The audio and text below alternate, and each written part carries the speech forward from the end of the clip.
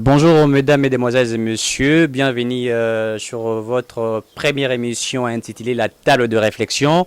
Et dans cette émission, nous réfléchissons sur toutes les actualités politiques et économiques de la République démocratique du Congo. Et nous faisons une analyse comparative pour permettre à toute la population congolaise de connaître et d'être informée de la situation au monde et aussi en République démocratique du Congo. Pour cette émission, la première, intitulée La table de réflexion, nous avons reçu deux invités. Ils sont de juristes, maîtres avocats. Moi, c'est Monsieur Eric Chiswaka. Je suis le présentateur de cette émission intitulée La table de réflexion. À ma gauche, j'ai Maître Aimé Ngondo. Il est analyste et politique et aussi maître avocat. Bonjour, maître. Bonjour, monsieur Eric. Vous allez bien? Par la grâce de Dieu, ça va. Eh ben, à ma droite, j'ai maître Jean-Claude Nyalengue. Il est maître avocat et chercheur. Bonjour, maître. Bonjour, monsieur Eric. Comment vous allez? Bon, et au-delà des difficultés que vient de pouvoir répondre la pandémie et Covid-19, mais Dieu fait grâce, on tient le coup. Ok, merci beaucoup. Pour la thématique de cette émission, on a deux thématiques. La première, c'est faire une analyse sur le 60e anniversaire de l'indépendance de la République démocratique du Congo. Vous allez vous rappeler que la RDC a totalisé 60 ans de l'indépendance. Qu'est-ce que vous pensez? Qu'est-ce que nos deux maîtres qui sont ici, juristes, maîtres, pensent de cette indépendance? Et la deuxième thématique que tout le monde attend et où nous allons vraiment entrer dans le fond pour réfléchir sur des questions juridiques, politiques, économiques, etc., c'est les trois propositions de loi de monsieur le professeur Minako Sakata. Vous allez vous rappeler qu'il y a quelques temps que ces trois propositions de loi ont créé de la zizanie et même allumé aussi le feu en République démocratique du Congo. Et donc on va réfléchir sur ça. Je crois qu'on va beaucoup plus donner des détails et pour préciser à l'opinion tant nationale et internationale pour qu'ils aient au moins cet aperçu de ces propositions. Et nous allons commencer d'abord avec, à ma gauche, avec maître Aimé Ngondo sur l'anniversaire ou les 60 ans de l'indépendance de la République démocratique du Congo. Qu'est-ce que vous en pensez? Eh bien, merci, monsieur Eric, pour la parole. Je voudrais d'abord commencer à vous remercier pour cette invitation. Vous savez que c'est une occasion que plusieurs médias ne nous donnent pas, mais à travers votre émission, la table de réflexion, nous allons démontrer avec nos analyses les différentes situations auxquelles notre pays fait face. Permettez-moi d'abord de rendre hommage à tous ceux qui ont perdu leur vie pour la République démocratique du Congo depuis son existence en tant qu'État. Je pense à tous nos jeunes camarades de différents partis politiques qui ont eu à succomber pendant des atrocités dans le pays. Par rapport à la gestion de la République démocratique du Congo, je donnerai un simple avis suivant lequel la Belgique n'avait pas bien géré le pays. Premièrement parce que la terre qui est aujourd'hui la République démocratique du Congo ne les appartenait pas. Donc n'appartenait pas aux Belges. Alors vous allez convenir avec moi que tout ce que la Belgique faisait, c'était pour leur propre bien.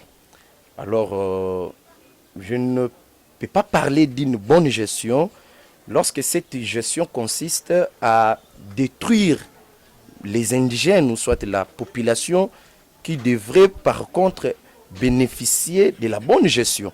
Donc je ne sais pas si M. Eric me suit très bien. Et donc pour vous, vous faites une analyse comparative entre les 52 ans gérés par la Belgique et les 60 ans gérés par les Congolais? Certainement, mais je vais arriver là-dessus. Mais permettez-moi d'abord de finir ma première idée. C'était que moi, je ne veux pas qu'on puisse dissocier premièrement les deux gestions. D'une part, la Belgique qui ne travaillait pas pour les comptes de la République n'avait pas cette bonne volonté de bien gérer les pays. Et d'autre part, nous avons un certain groupe de personnes qui sont arrivées à la tête du pays depuis 1960. Moi, je peux dire que c'est une autre forme de la Belgique qui s'est transformée à des personnes que vous appelez des Congolais. C'est donc pour toi, s'il faut le dire, la Belgique a donné l'indépendance à la RDC tout en gérant d'une manière stratégique les Congolais. D'accord, tout à fait d'accord. C'est parce que ce sont toujours les mêmes Congolais, ce sont toujours les mêmes Belges qui continuent à gérer les pays, mais avec des personnes différentes. Donc vous allez convenir avec moi que ce que faisaient les Belges avant la colonisation, c'est les mêmes choses, soit c'est la même chose qui se passe après la colonisation. Mais écoutez, lorsque vous voyez en fait, la gestion, prenant ce qui a été fait pendant les 52 ans de la Belgique, vous allez vous rappeler que les Congos étaient un peu plus propres et c'était un peu plus présentable qu'aujourd'hui quand même. Donc si par là, je ne sais pas si on peut peut-être préciser, quand tu dis par exemple que les Belges continuent à gouverner, à gérer la Res Publica d'une manière stratégique, il n'y a pas une contradiction dans ça, parce que déjà en regardant la gestion aujourd'hui, on ne peut pas comparer avec la gestion de la Belgique. La finalité d'une gestion, c'est que le peuple de cette terre, de ces territoires, doit bénéficier de la bonne gestion. Donc une fois que la gestion consiste à détruire même la population, ou soit les bénéficiaires de cette gestion, on ne peut pas parler d'une bonne gestion. Donc que ce soit du côté, que ce soit avant la colonisation, que ce soit après la colonisation, ce sont toujours les mêmes personnes qui ont eu à gérer le pays. Vous comprenez? Mais la différence c'est qu'ici, on était en face de ce que vous appelez des Blancs. Ici, nous avons des personnes à la peau noire, mais il faut préciser que ces mêmes personnes-là sont conduites par la Belgique ou soit la communauté internationale, si vous pouvez me permettre les mots. Ok, merci beaucoup. Et à ma droite, je vais mettre Jean-Claude Nyalengue. Vous êtes chercheur, indépendant, vous êtes leader d'opinion. Qu'est-ce que vous pouvez dire de cette réflexion de votre collègue Maître Aimé Ngondo, et quel est votre aperçu sur la gestion de la RDC pendant 60 ans gérée par des Congolais et aussi 52 ans gérée par la Belgique? Merci, monsieur Eric, pour la question posée, laquelle pertinente. Et puis, cette question, normalement, tous les Congolais, les 30 juin, devront se poser cette question, afin de chercher à savoir d'où on vient, où on est et où on va. En dehors de cette série de questions, se rajoute par qui sommes-nous conduits? Voyez-vous, par qui sommes-nous conduits? Est-ce nous sommes conduits par les dirigeants libres et libérés, capables de pouvoir à leur tour libérer le Congo des chaînes de sous-développement? Est-ce nous sommes conduits par les dirigeants médiocres? Sommes-nous conduits par des marionnettes? Sommes-nous conduits par des dirigeants compétents? Ça, c'est les séries de questions que les Congolais devront se poser le 30 juin. Pour attaquer le nœud du problème par rapport à la question posée, je vous réponds pour dire, il faut être de mauvaise foi pour dire que les Belges ont mal géré les Congo belges. Il faut être de mauvaise foi pour dire ça. Comment et pourquoi? Fixons d'abord l'opinion que aujourd'hui le Congo, votre pays, a 153 ans d'existence. Parce que s'il faut prendre 2020, moins 1885, parce que c'est l'acte général de Berlin où on a eu à pouvoir commencer à considérer cet État comme État. 1885. Et vous prenez 2020, moins 18, 85, ça vous donne 135 ans d'existence. Dans les 135 ans, nous avons 60 ans d'indépendance. Or, s'il faut que je puisse examiner scrupuleusement la gestion belge, je m'en vais vous dire que au-delà des à côté du paternisme belge, qui se justifie et par des tortures inhumaines, le traitement cruel des Congolais de l'époque, la gestion était bonne. Au-delà de ces rigorismes de traitement qui se cachent par l'instruction des nationaux, la gestion était bonne parce que je vois devant ma binette un Congo belge où le peuple vit convenablement. Le peuple mène une vie paradisiaque. Donc pour vous, aujourd'hui, c'est vous regrettez de la précipitation de l'indépendance demandée par Kasavubu Lumumba? Je ne parle pas de la précipitation de l'indépendance. Il est vrai que l'indépendance était précoce. L'indépendance était précoce, oui. Mais nous disons que pendant cette période, la gestion de la res publica s'effectuait de manière orthodoxe et parcimonieuse. Et le Congo belge donnait déjà l'impression d'un État où le peuple vivra sa vie paradisiaque vu les potentialités et que possède les terres congolaises. Voyez-vous? Mais lorsqu'il faut comparer cette gestion et la gestion d'aujourd'hui, où nous voyons des détournements de ça et là, la gestion d'aujourd'hui, où nous voyons le peuple pleurnicher depuis lors jusqu'à la preuve du contraire. Mais ne voyez-vous pas que le Belge aujourd'hui... Mais lorsque vous parlez de détournement, etc., mais est-ce que la Belgique ou les Belges n'ont-ils pas détourné les biens du Congo? Parce qu'aujourd'hui, il y a nos emblèmes, je vais appeler ça ainsi, nos richesses, etc., qui se trouvent en Belgique en train d'être valorisés et tout, etc., et dont le peuple belge paye de 20 euros, 30 euros pour visiter les richesses du Congo qui ont été exploitées, qui ont été amenées en Belgique. Est-ce que le Belge aussi n'ont-ils pas détourné ou disais-je, pris les biens du Congo pour en faire leur priorité ou pour faire gagner leur pays de quelque chose?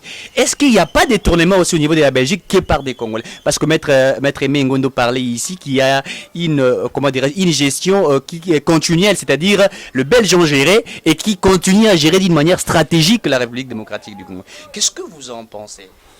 Je l'ai évoqué au matin de mon argumentaire.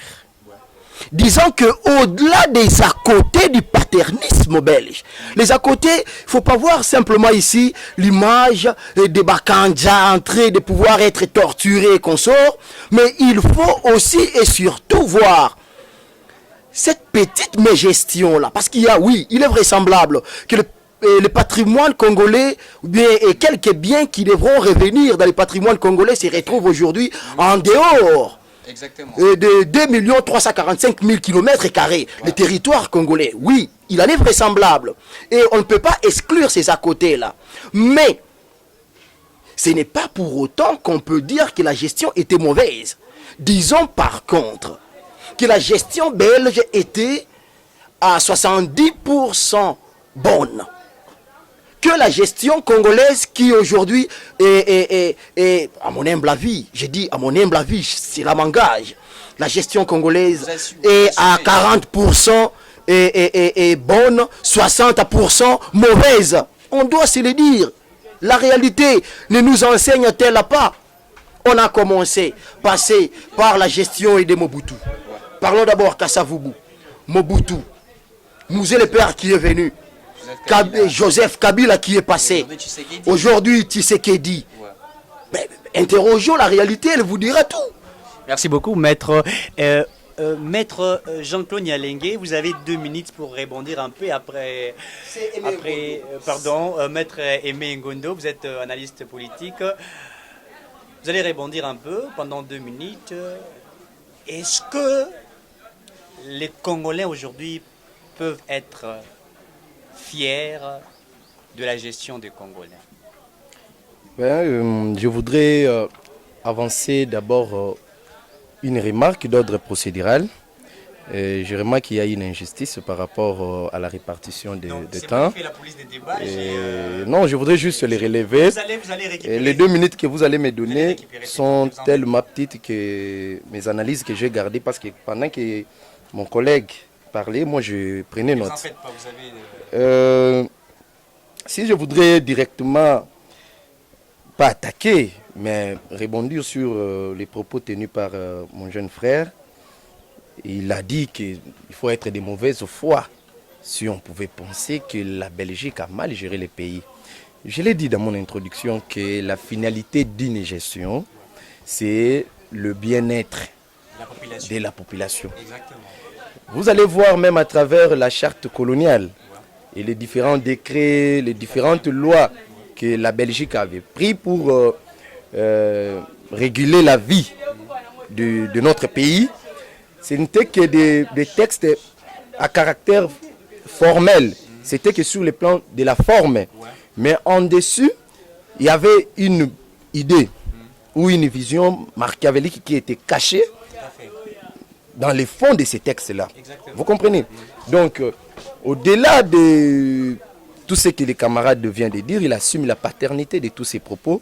Ce que moi, je peux faire remarquer à ceux qui nous suivent, c'est que la gestion d'une chose a pour finalité le bien-être de ses bénéficiaires. Lorsque la Belgique a géré le pays, la Belgique n'a pas géré le pays pour le bien-être de la population congolaise, ni pour le compte de la République. C'était une destruction. Vous comprenez? On ne peut pas parler d'une bonne gestion. Donc pour vous, vous soutenez Lumumba, Kasavubu qui ont réclamé l'indépendance du Congo. Mais pourquoi pas? Parce que ici nous sommes en 2020. Mais si on nous ramenait pendant ces années-là, on n'allait même pas accepter que les Belges fassent 2 ou 3 jours dans notre pays. Vous comprenez? Donc Lumumba, c'est quelqu'un qui a vu par ses yeux comment est-ce que ses frères et sœurs, la souffrance la souffrance que les Belges les infligeaient, tout consort. Donc ce n'était pas une très bonne chose. Voilà pourquoi ils ne pouvaient que demander, ils pouvaient que réclamer l'indépendance. Donc ce que nous pouvons faire remarquer à nos téléspectateurs, c'est que, à part la gestion de la Belgique, les Congolais devraient aussi prendre conscience de la gestion du Congo. Mais malheureusement, ils ont été débauchés par le Belge qui ont continué à gérer le pays. Vous, il y a toujours une main noire. Je vous dis, il y a toujours une main noire. Même ici, sur le plan des textes, on nous fait voir que le pays est indépendant, le pays est souverain. Exactement. Mais vous allez voir que la communauté internationale continue toujours à intervenir dans la gestion du pays d'une manière stratégique. Et aussi, il y a un aspect que je vais évoquer là-dessus, c'est que même le Congolais eux-mêmes, lorsqu'ils ne gèrent pas le pays de manière parcimonieuse, lorsqu'ils ne gèrent pas le pays de manière à ce que les bénéficiaires, le peuple congolais, puissent bénéficier de cette bonne gestion, ils sont assimilés aux Belges qui ont été là pour détruire ce pays. Merci Maître Aimé Ngondo. Maître Jean-Claude Nyalengue, vous avez 2 minutes parce qu'on va passer à la deuxième thématique qui est très importante. Qu'est-ce que vous pensez de Congolais aujourd'hui? Est-ce que les Congolais peuvent continuer à se réjouir de cette indépendance-là? Qu'est-ce que vous en pensez? Merci, monsieur Eric, pour me redonner la parole. Mais je commence par corroborer les topos de mon alter ego ici présent, disant que la finalité d'une gestion, d'une bonne gestion, et quand vous voulez, d'une gestion, c'est le bien-être de la population. Je n'en dirai pas le contraire. Mais néanmoins, une nuance. L'ami, lorsqu'il dit que, ou lorsqu'il insiste que les Belges ont mieux géré, et qu'il n'y a rien à constater de la bonne gestion des Belges, j'appelle ça la mauvaise foi. Au-delà de ces sentiments nationalistes. Ça n'engage que lui, il est indépendant. Ça n'engage que lui, mais c'est normal aussi que je puisse rétorquer dessus. Tout à fait, pas de problème. Monsieur Eric, les infrastructures que nous possédons aujourd'hui, lesquelles ont fait l'objet de la révolution de la modernité, je ne sais pas si la révolution de la modernité, le concept est aussi agréable, c'est l'œuvre des Belges que les Congolais cherchent à pouvoir peut-être modifier. Okay. Aujourd'hui, nous avons des sauts de moutons. Ouais. C'est l'œuvre des Belges et que les Congolais cherchent à pouvoir modifier. Okay. Qu'est-ce que les Congolais depuis 60 ans ont eu à pouvoir pondre? Et nous, étant que Congolais, nous l'avions constaté pour les acclamer. Vous allez voir que on voit nullement, on voit que du vent, on voit rien. Ok, merci maître. S'il faut que je puisse chuter, maître, et monsieur Eric, s'il faut que je puisse chuter. On va passer à la deuxième thématique. Oui. Et s'il faut qu'on puisse chuter, je dirais ceci de manière succincte. Les Congolais doivent prendre leur destin des mains. Pour que l'indépendance ne puisse pas rester qu'un simple slogan, mais que nous puissions vivre le fruit de cette indépendance. Merci maître. Merci beaucoup pour vos analyses, maître Jean-Claude Nyalengue, maître Aimé Ngondo. On passe à la deuxième thématique qui est importante. Et récemment, le professeur Minako et son ami Sakata, les deux députés, ont proposé 2 lois, donc 3 lois au niveau de l'Assemblée nationale, dont l'objet sera débattu ici. Et ça dérangeait beaucoup plus la population congolaise. On a vu ce qui s'est passé. Il y a eu de débats, il y a eu de la population qui s'est exprimée, etc. Mais on voudrait aujourd'hui avoir beaucoup plus de précision sur les 3 propositions de loi du professeur Minako et Sakata.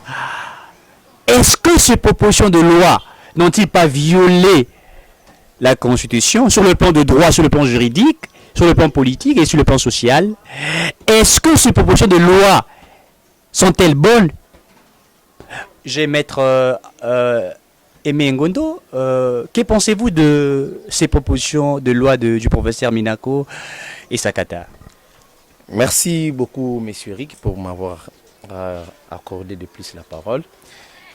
Avant d'entamer cette thématique, pas de problème, je l'ai fait par rapport au temps donné. Je ne sais pas si vous m'avez attribué combien de temps par rapport à ça. J'ai fait la police des débats. Non, je dois quand même connaître les temps. Les temps m'est répartis par rapport à ces sujets. Pas de problème. Je voudrais juste préciser aussi à nos téléspectateurs que par rapport aux propos tenus par mon jeune frère, je prends juste le cas de Vital Kamerhe qui vient d'être condamné par les tribunaux de grande instance de la Gombe. Vous allez voir que Vital Kamerhe était chargé d'un programme de 100 jours lancé par le président de la République. C'était une gestion. Est-ce que pouvons-nous dire que Vital Kamerhe a bien géré ces programmes par rapport à tout ce qui s'est passé? Même ici, on a vu les 210 maisons préfabriquées au niveau des camps Tchachi, les sauts de moutons, tout comme ça. Non. Si quelqu'un disait que non, Vital Kamerhe a mal géré, d'autant plus que la finalité du programme de 100 jours n'a pas été atteinte. Exactement. Vous comprenez? Donc il y a eu de mégestion, il y a eu des détournements. On ne peut pas dire, même si nous voyons le peu de maisons préfabriquées qui nous ont été installées au niveau des camps Tchachi. Donc je voudrais vraiment préciser là-dessus pour que ça ne puisse pas déranger mon ami qui est en face. Par rapport à la thématique sur les différentes propositions de loi, il faut déjà préciser que ces 3 propositions de loi, leur examen a été suspendu. Oui. Mais si je voudrais entrer dans les fonds de la matière, en tant que technicien, Moi, personnellement, je n'ai pas Sur le plan vu juridique. sur le plan juridique. Je n'ai pas vu là où les propositions de loi ont inquiété notre Constitution. Là, nous devons les dire. Et je suis en train d'assumer mes propos et je vais les démontrer à travers les analyses que je vais faire. Tout a commencé avec la nature hybride, comme la doctrine l'enseigne, du parquet. Les uns soutiennent que le parquet fait partie du pouvoir judiciaire. Les autres, par contre, disent que le parti est un organe du pouvoir exécutif. Tout à fait. Si je voudrais juste commencer par ces débats, ceux qui soutiennent que le parquet faisait partie du pouvoir judiciaire, je l'ai dit, ont totalement tort. À telle enseigne que la Constitution de 2011, telle que la Constitution de 2006, telle que modifiée par la loi de 2011, a expressément écarté le parquet dans le pouvoir judiciaire. Et cette révision s'est basée par rapport à une difficulté que connaissait l'indépendance du pouvoir judiciaire. Déjà à travers l'article 151 de la Constitution, les constituants disposaient que le pouvoir exécutif ne peut pas donner des injonctions au pouvoir judiciaire. Mais la Constitution de 2006, qui reconnaissait plutôt les parquets parmi les organes du pouvoir judiciaire, recevait du pouvoir exécutif certaines injonctions. Voilà pourquoi, pour pallier à cette difficulté, le constituant de 2011 a trouvé bon d'écarter les parquets dans les pouvoirs judiciaires pour sauvegarder l'indépendance de ces pouvoirs. De l'autre côté, il n'y a aucune violation du texte, c'est parfait. Je vais arriver, parce que là, je suis encore dans l'introduction.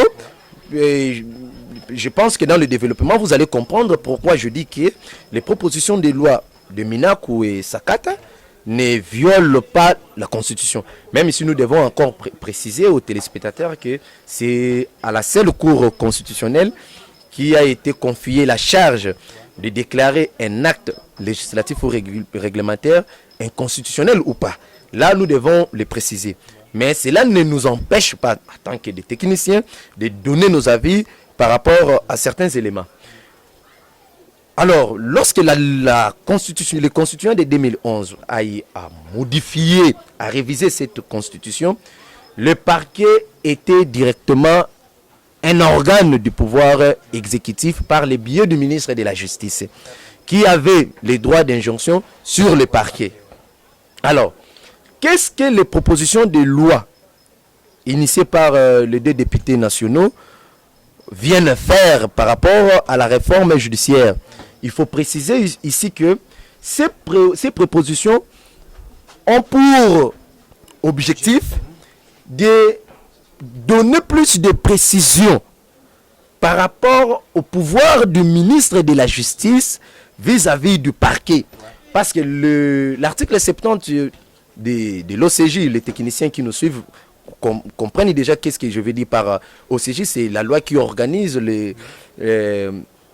qui donne les compétences et qui organise le fonctionnement des juridictions d'ordre judiciaire. Dans son article 70, les législateurs disposent que le ministère public est sous le pouvoir du ministre de la Justice et celui-ci agit par les droits d'injonction.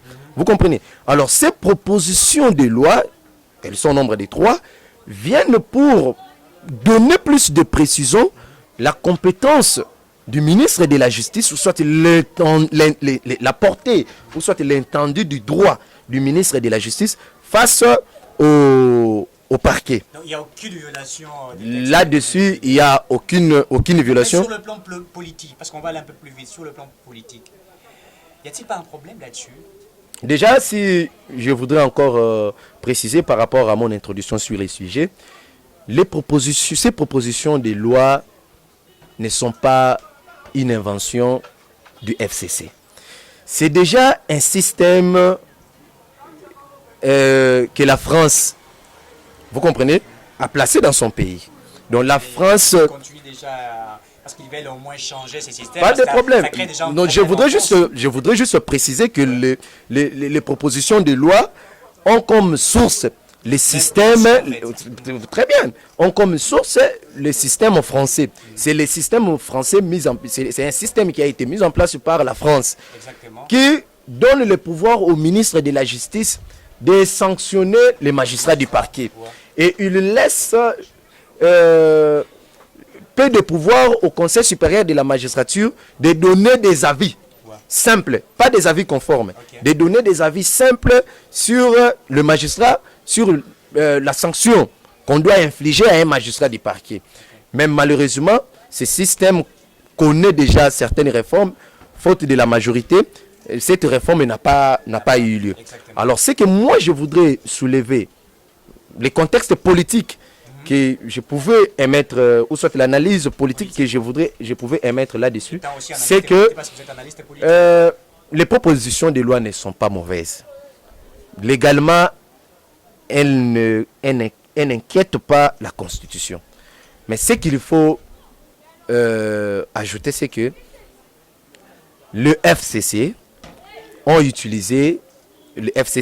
utilisé une très mauvaise politique. Je vais les relever si vous allez me permettre par rapport à mon temps. C'est que ce système est en voie de sa réforme. La France voudrait à ce que le parquet soit totalement indépendant du pouvoir exécutif. Cela renforce l'indépendance du pouvoir judiciaire. Merci maître. Merci maître. Maître Jean-Claude Nyalengue, la proposition de loi du professeur Minaku Sakata, sur le plan juridique, sur le plan de droit, sur le plan politique, social, est-ce que ces propositions ont-elles violé les textes, ont-elles violé la Constitution? Parce que vous allez vous rappeler qu'avec moi, il y a eu l'agitation de la population congolaise. Et étant que maître chercheur indépendant, que pouvez-vous faire de ces analyses de ces trois propositions de loi de nos députés nationaux? Merci, monsieur Eric. Avant que je ne fasse une analyse objective ou technique, je commence par dire aux compatriotes que vous avez raison de pouvoir dire non des noms aux propositions de loi dénommées Minaku Sakata. Vous avez raison. Pourquoi le peuple a raison? Je commence d'abord du point de vue social et démontrer la nimousse, l'intention qui a poussé Minaku Sakata à pouvoir proposer ces lois, démontrer comment et combien le peuple a raison, et démontrer par ailleurs comment techniquement ces propositions de loi ne violent aucunement la Constitution, quand bien même que la Cour constitutionnelle qui a compétence de pouvoir déclarer l'inconstitutionnalité ou la constitutionnalité de ces lois ne viennent et se prononcer dessus. L'intention, je commence par là. C'est au moment où la justice congolaise prend son ascension, au moment où l'état des droits cherche à pouvoir se constituer, et comme le fœtus est dans les entrailles d'une mère, que ces derniers se disent proposer des lois. Mais nous disons, l'État n'est pas au rendez-vous. Le peuple pour l'instant, il a encore besoin de voir les différents problèmes sociaux, totaux, globaux être résolus, que de pouvoir voir les propositions de loi qui peut-être ne rencontrent pas son souci primaire. Que veut le peuple pour l'instant? Le peuple veut les emplois. Créons des propositions de loi. Mais proposer une loi sur le plan juridique, etc., une loi qui permettrait à la justice de faire son travail, est-ce que cela est une violation des textes, etc., parce que c'est dans les prérogatives d'un député national, etc. Est-ce que il y a un problème dans la loi, en fait? C'est ça le problème. Est-ce que réellement il y a un problème? Je veux chuter. Ne dansons pas plus vite que la musique. Je viendrai démontrer que techniquement, c'est de leur prérogative. Je n'ai pas dit le contraire et je n'en dirai pas. Parce que, étant un technicien de droit, je ne dirai pas le contraire. Cela revient ou relève de leurs prérogatives. Exactement. Mais je demande d'abord socialement le peuple. L'impact. Comme on en a toujours dit communément, peuple azosenganini nangonga oyo. Le peuple a besoin des denrées alimentaires. Le peuple a besoin de se voir libéré et de la crise. Il a besoin de l'emploi.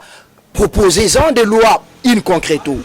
Mais donc, déjà l'esprit ou l'intention démontre que il y a aiguille sous roche. Quand bien même que techniquement, ils ont raison. Socialement, ils ont raison d'avoir tort. Comment techniquement, ils ont raison? L'ami a tenté de démontrer, quand bien même que la démonstration quant à Bibi a été, je dirais, pas assez totale, et j'en démontre. La Constitution du 18 février, non encore révisée, dans son article 149, je parle de la Constitution non révisée, De 2006. nous donnait la composition du pouvoir judiciaire. Et dans le pouvoir judiciaire, on ne voyait pas simplement les cours et tribunaux civils et militaires, mais on voyait aussi et surtout les parquets. Jadis, le parquet était inclus dans le pouvoir judiciaire. Voyez-vous? Mais la loi de 2011 a modifié cette même disposition et aujourd'hui, si vous lisez l'article 149, vous verrez que le parquet est extirpé. Le parquet est extirpé, déraciné du pouvoir judiciaire. Alors, du fait que le parquet est déraciné du pouvoir judiciaire, je cours autant, il est logique, normal et des droits que l'on puisse prendre une loi qui devra déterminer ou définir le contenu du pouvoir du ministre de la Justice vis-à-vis du parquet.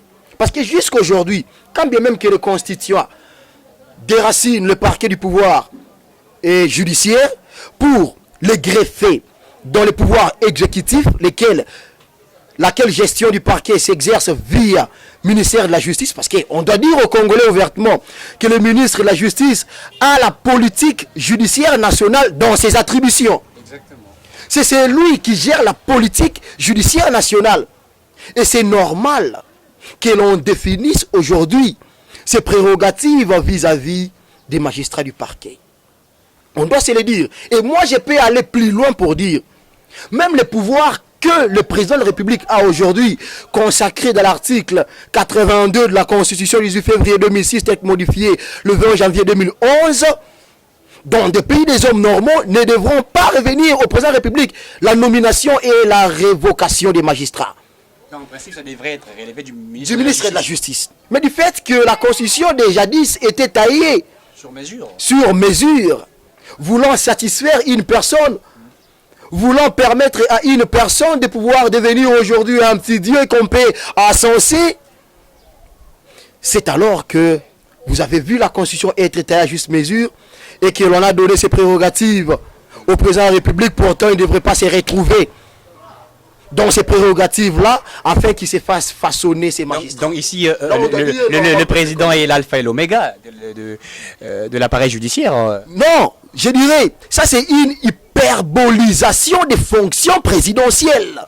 On doit dire au peuple congolais ça. C'est vouloir gonfler le pouvoir du président de la République pour rien. C'est au ministère de la Justice que cela devrait revenir. Mais il est appelé le magistrat suprême. Magistrat suprême, magistrat suprême. Je ne dis pas le contraire, parce que vous risquerez peut-être plonger le peuple dans l'imbroglio, parce que lorsque vous dites magistrat suprême, ils penseront que c'est un magistrat qui doit prendre des décisions et de justice et consorts. Non, magistrat suprême, parce qu'il a la gestion, le contrôle et de la gestion de la République en général. Ok, merci maître Jean-Claude Nyalengue. Nous courons vers les temps, nous sommes déjà arrivés presque à la fin de cette émission intitulée La table de réflexion.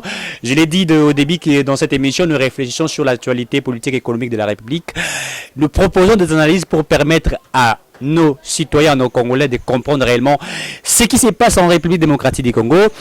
On va citer 2 minutes à chacun pour citer maître Jean-Aimé Ngondo, analyste politique.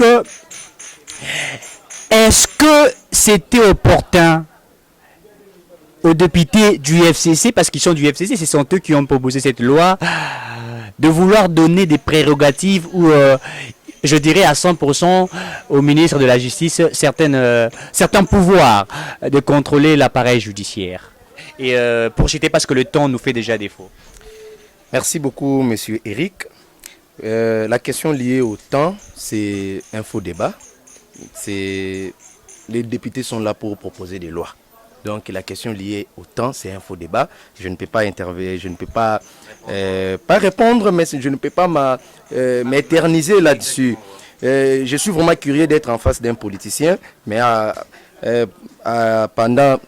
lorsque vous allez encore nous inviter, nous aurons le temps de parler sur certains propos qu'il a tenus. Mais j'ai eu à retenir seulement des sujets, ou soit des problèmes.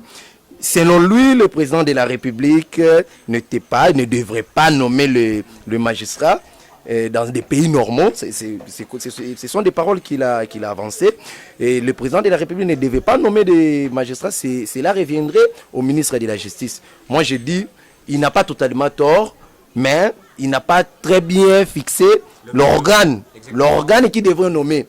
Vous comprenez? Parce que le président de la République, en principe, vous allez d'abord comprendre que les cours et tribunaux, c'est toute une institution comme le président de la République. Okay. Vous comprenez? Si le président de la République n'a pas ces pouvoirs-là de nommer les animateurs d'une institution, comment voulez-vous qu'un ministre puisse avoir ces prérogatives de les faire?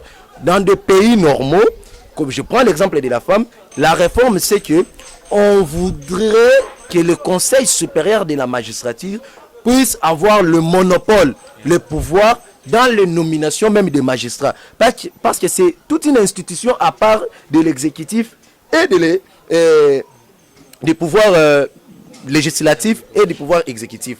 Vous comprenez? Donc, si je pouvais directement citer, moi je proposerais à nos députés nationaux la bonne idéologie, la bonne vision devrait être celle de proposer les lois qui devraient prôner sur l'indépendance du parquet vis-à-vis du pouvoir exécutif. Donc supprimer les droits d'injonction quand le ministre de la Justice vis-à-vis du parquet et non faire le contraire, soit renforcer les pouvoirs du ministre de la Justice vis-à-vis du parquet. Vous comprenez? Parce que c'est ce qui se passe maintenant en France. C'est la réforme qu'on voudrait que la France adopte. Vous comprenez? Donc on voudrait assez que même le parquet, même le Conseil supérieur de la magistrature, qui est l'organe gestionnaire du pouvoir judiciaire, puisse être indépendant de ces deux pouvoirs, du pouvoir exécutif et même du pouvoir législatif. Là, ce serait une manière d'assurer fortement l'indépendance du pouvoir judiciaire. Merci beaucoup, maître Aimé Ngondo. Maître Jean-Claude, vous avez 2 minutes pour répondre. Qu'attend la population congolaise? Qu'est-ce qu'ils attendent de ces 3 propositions? Merci. Et je vais répondre rapidement parce que le temps semble jaloux, les aiguilles tournent. Je dirais ceci. Lorsque l'on tente faire croire à la population qui nous suit que le temps ne joue pas un rôle, Et par rapport à la création de lois, je dirais, ça c'est un faux débat.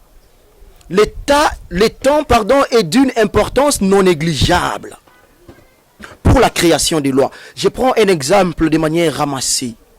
La loi sur les violences sexuelles. C'est par rapport à un temps déterminé, à une période déterminée, que cette loi s'est avérée importante. Que le législateur s'est dit non, in concreto, il faut prendre une loi à la matière pour remédier la situation à laquelle le peuple s'attend. C'était une parenthèse et je réponds à la question posée. Nos très chers députés, vous devriez comprendre que la Constitution et d'autres lois, ce sont des livres qui reflètent ou qui regorgent l'organisation de la société, mais ces lois doivent être puisées dans la conscience collective, dans la société. Mais lorsque vous proposez une loi qui devra régir une société, et laquelle société s'est dit non à ces genres de lois, mais pourquoi chercher à engager un bras de fer? Laissez tomber le loi, envisager autre chose. Voilà ce que je peux vous dire et de manière lapidaire. Merci beaucoup, Maître Jean-Claude, Maître Aimé. J'ai réussi sur cette émission deux maîtres aussi chercheurs. Et à ma gauche, j'avais reçu Maître Aimé Ngondo, c'est un analyste politique. À ma droite, j'ai reçu Maître Jean-Claude Nyalengue, qui est maître avocat, aussi chercheur indépendant.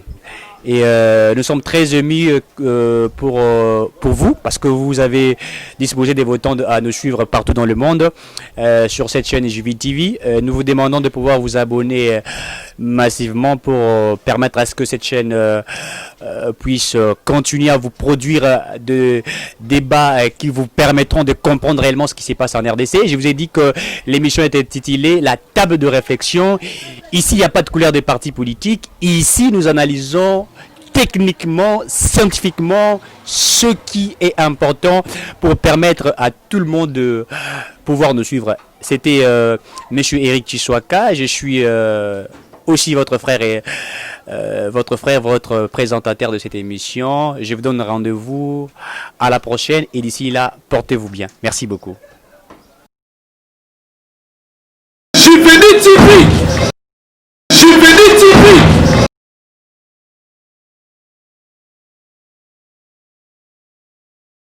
JVD TV. JVD TV.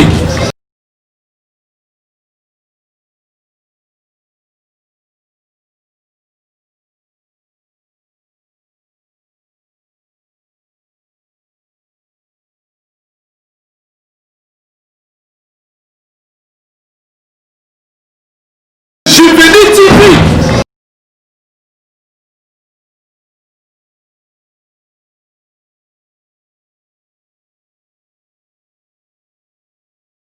JVD TV.